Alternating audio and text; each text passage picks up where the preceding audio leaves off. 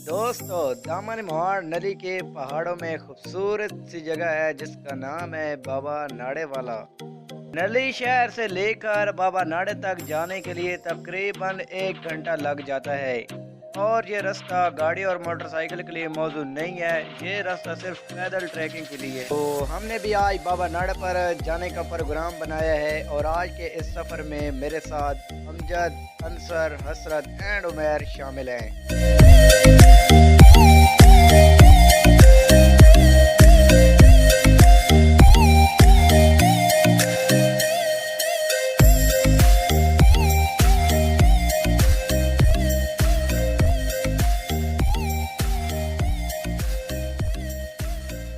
रास्ते में आपको बहुत खूबसूरत खूबसूरत सी जगह देखने को मिलेंगी और अपनी ज़िंदगी में एक बार ये जगह भी ज़रूर देखिए।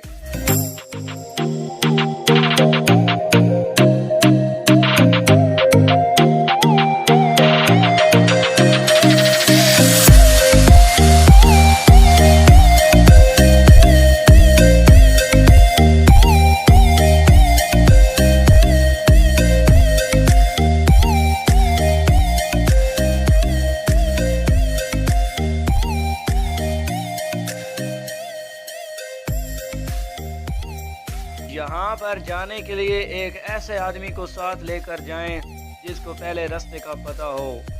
कभी भी अकेले मत जाएं वरना आप रास्ता भूल जाएंगे, जैसे कि हमारे साथ हुआ।